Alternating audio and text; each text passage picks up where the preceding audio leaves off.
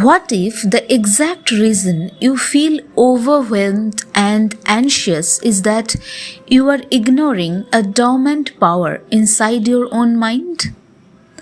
Today, we unlock a century old secret that changed the world. Right now, at this exact moment, you are walking around with a sleeping giant inside your head. But you have been conditioned to believe you are weak, anxious, and helpless. What if I told you that the very thoughts tormenting you today, the fears keeping you paralyzed, are the exact same forces that can bend reality to your will? More than a century ago, a young, furious, and brilliant skeptic walked into a temple in Dakshineshwar, ready to debunk a man everyone believed to be a madman.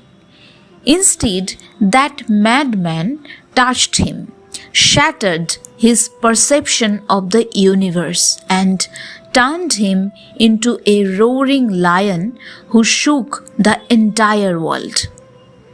That skeptic was Swami Vivekananda, and the madman was Thakur Sri Ramakrishna Paramhansha.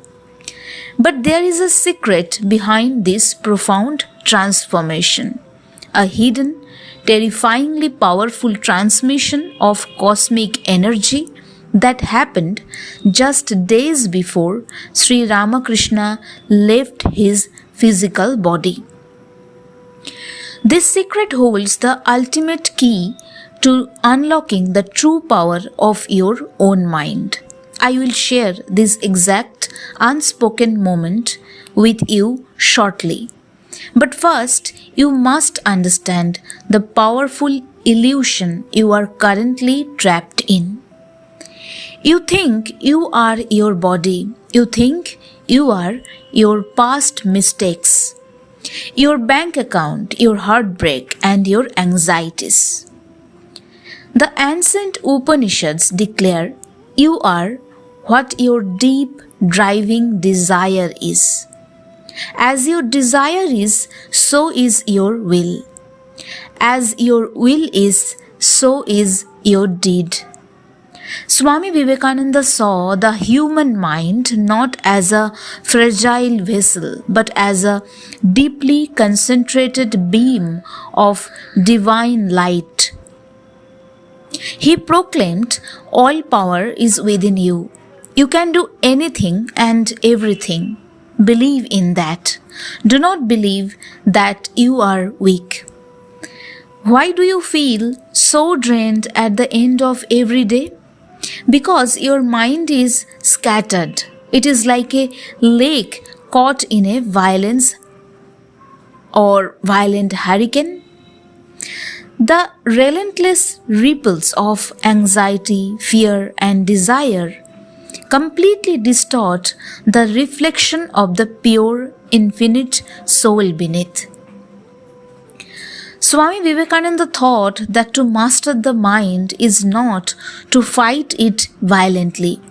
It is to draw its scattered rays together. When the rays of the mind are focused, they illuminate everything in the universe. This is the absolute power of concentration. But how do we achieve this? To understand the roaring lion of India, we must look deeply into the silent, unfathomable ocean from which he emerged, Thakur Sri Ramakrishna. To the ordinary, arrogant eye, Ramakrishna was simply an unlettered temple priest. But to the cosmos, he was the living, breathing embodiment of the Vedas.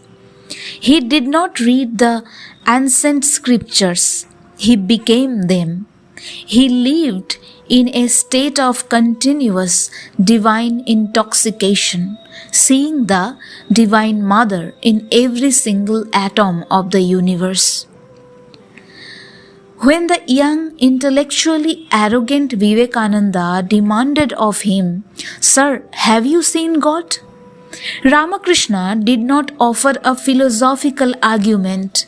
He casually and fiercely replied, "Yes, I have seen him.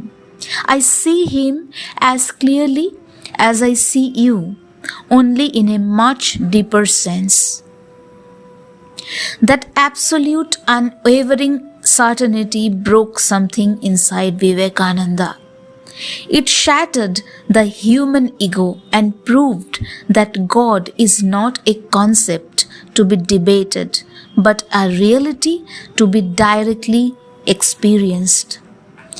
Yet, even the great Ramakrishna and the mighty Vivekananda bowed down to a force of absolute, quiet supremacy. Sri Sri Ma Sarada Devi, the Holy Mother. In today's world, we drastically misunderstand power. We think power is loud, aggressive, dominating, and demanding. Sri Sri Ma Sarada proved that the ultimate universe-moving power is infinite patience, boundless compassion, and quite unconditional love. After Sri Ramakrishna left his physical body, his young monks were starving, homeless, and completely lost. It was the Holy Mother whose silent prayers and invisible spiritual protection held the entire Ramakrishna order together. Before Swami Vivekananda dared to cross the treacherous ocean to speak at the Parliament of Religions in Chicago, he did not seek the permission of kings, politicians, or wealthy patrons. He waited in silence for the blessing of a village woman who lived behind a veil. Why? Because Swami Vivekananda knew that Ma Sarada was the living Shakti. She was the primordial cosmic energy incarnate. If she willed it, the entire universe would move to make a path for him. Her silent nod was the only armor he needed to conquer the Western world. This brings us to the ultimate question for your life right now. How do you take this magnificent cosmic power and use it while sitting in a cubicle, dealing with bills and facing the exhausting grind of modern life? This is the ancient secret of Karma Yoga. The Bhagavad Gita declares, "You have the right to work, but never to the fruit of work." Swami Vivekananda translated this ancient mystical secret for the modern warrior. Karma Yoga is not just about doing free charity, it is about working like a master, not a slave. Every single time you complain about your job, every time you work just waiting for the weekend, every time you secretly crave validation and applause for your efforts, you are working like a bound slave. A true karma yogi works because it is their inherent divine nature to give. When you pour your absolute undivided soul into your daily duty without begging for rewards or fearing failure, the work itself transforms into supreme meditation. You stop accumulating heavy karma and you start burning it.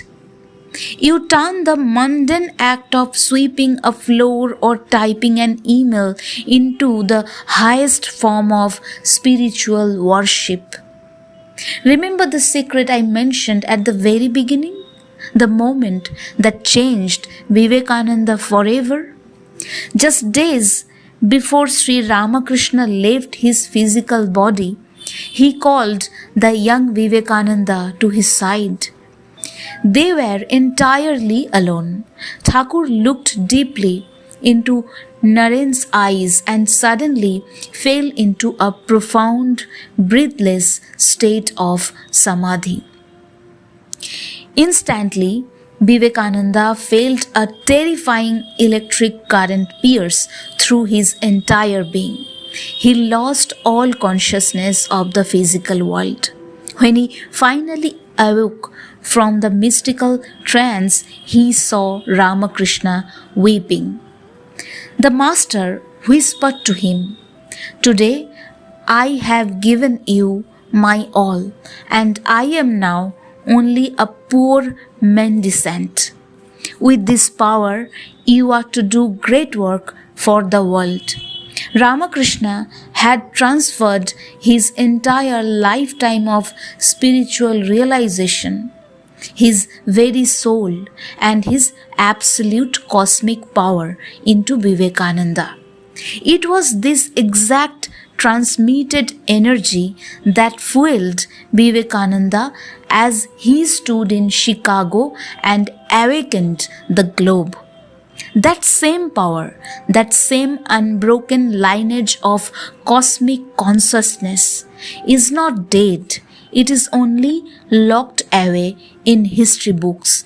It is echoing in the atmosphere around you right this very second. It is not locked away in history books. It is echoing within us. The absolute realization of Sri Ramakrishna, the boundless protective grace of Sri Sri Ma Sarada Devi, and the roaring fearless voice of Swami Vivekananda are calling you to wake up. Shed the hypnotic sleep of weakness. You are not a fragile body bound by time.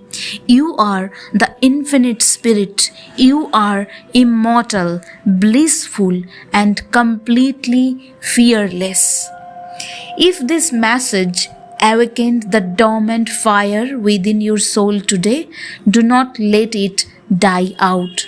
Subscribe to this channel right now to keep feeding your spirit with the eternal truth. Like this video to help spread this divine frequency across the algorithm, and in the comment section below type "I am infinite" to declare your spiritual awakening to the universe. Share this directly with one person who desperately needs to remember their true power today. Arise, awake, and stop not till the goal is reached. Drop a like and type "I am infinite" in the comments below to declare your truth to the universe right now, and share this video with someone who needs to hear this wisdom today. See you soon, friends.